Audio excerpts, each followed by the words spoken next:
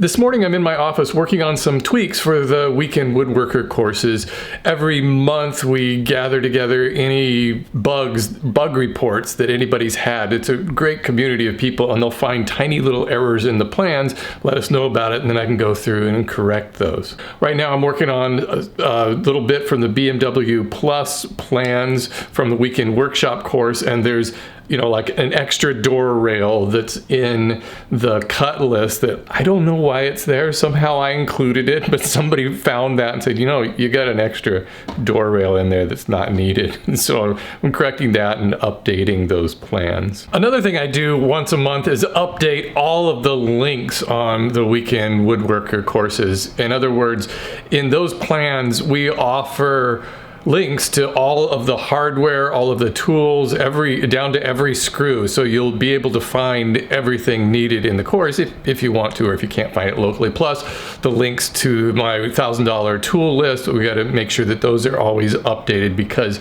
you would be surprised how often tools change their model numbers, or they'll add one little thing and one's no longer existent. It's like every month there's constantly changes to all of the tools and hardware that need to be updated. But I really think it's important. People are paying a premium price to take these courses, that everything works. I'm always trying to make sure that the plans are top notch and to the best that I can offer. Hey, I'm just about to do my workout, but I just happened to think of something and I didn't want to forget to tell you about it. Whenever you're working on cabinet doors, or if you need to remove cabinet doors to paint them, do yourself a favor and mark each one, in this case 1, 2, 3, and 4, because I guarantee they're not gonna line up in the exact same spot if you mix them up. I just got back from the hardware store and picked up some new door pulls to match the hinges. A lot of the cheapest door pulls have like an unfinished back and it's almost sharp when you grab it. So I always look for the ones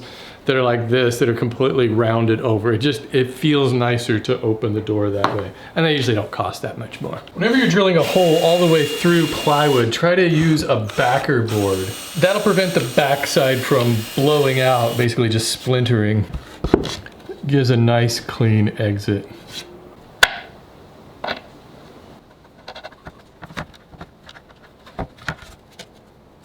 Ooh, revealing mistake. If you look really closely, you can see the entire camera crew.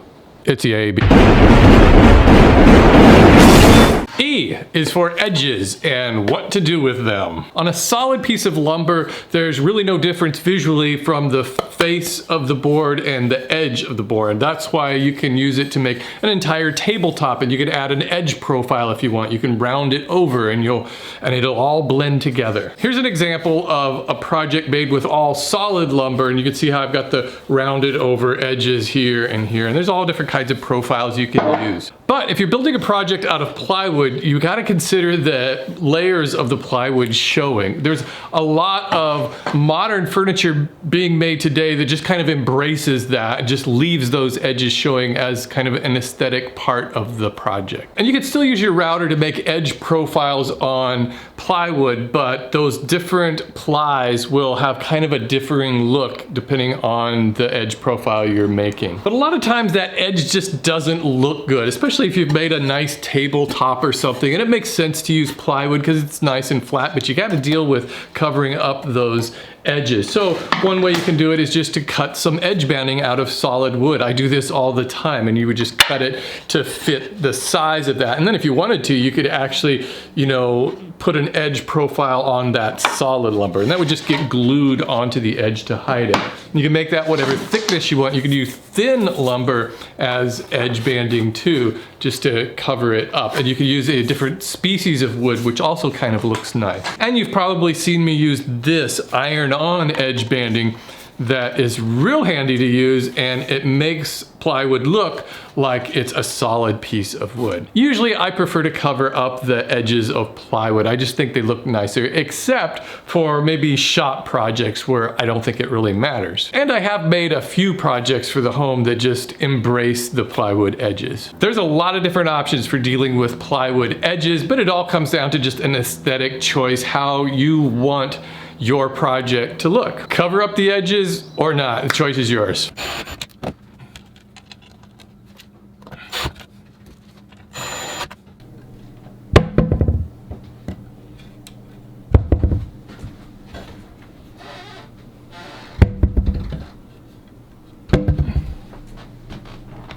things I wanted to catch up on. I keep a list so that whenever I have time, I can bring these up. First of all, going back to day 111 of lockdown, it's hard to believe that this is still going on. In fact, where I live, they're like locking it down even further now. At any rate, on day 111, on that video, somebody pointed out that the video itself was 11 minutes and 11 seconds long. And I posted it on July 4th, 7 and 4 equals 11. Coincidence? Well, yeah, that's exactly what a coincidence is. Okay, and about that raising bit, the slipping bit on my router, I heard from a lot of people who said that I should try using a slower speed, that can help. I never even thought of that. That's a great idea. So I'll give that a shot. The other thought is that it could just be I need a new collet on there. I'm not sure. I guess I could find that and replace it if I wanted to, but I'll just try a slower speed first. Oh, also I've got a new Woodworking for Mere Mortals newsletter. Those of you who are already on my mailing list got the first issue last week, or those of you who are part of the Weekend Woodworker. But if you're not, I'll include a link to like a web-based version. You can read it if you like. That'll be down in the description. If you want to sign up for that newsletter and get it on a regular basis in your inbox, we're working on a form right now to do that. I'll let you know when that's available. Oh, finally, on the last video, I mentioned that I think it's okay to call shooting a video filming. And some people took issue with that, saying, no, you're recording video, you're not filming. And some people said, yes, you should say videoing. Videoing just sounds really wrong to me. That's really uncomfortable and awkward to say. I think there's a lot of precedence for using the word film as a verb when you're talking about video. There's lots of times when these things are kind of like holdovers from a bygone era. I mean, we still call these things phones, and though we rarely use them as a phone. And by the way, I think we can probably just stop calling them cell phones too, and just refer to them as phones, and then make the distinction of landline. That should be the exception rather than the rule. It's kind of like when people were saying flat screen TVs. At some point, you can stop saying that and just say TV. Not to mention, we sometimes say we're gonna hang up our phone, even though there's actually no hanging up involved. But getting back to film and video, we still have film festivals that include digital media. And when I'm talking about movies, I often talk about them as films, even though most of those are shot digitally. All of us still talk about the footage. Even in that last video, I talked about footage that I lost on my camera. There is no footage. We don't have to measure out digital lengths of digital film. These are all just holdover words, like album, like the Grammys has album of the year or record of the year. So there's my defense of filming these videos. It just sounds better to my ear, but maybe not yours. So these things evolve, and I think it's perfectly fine if you want to film a video. I'll see you guys next time.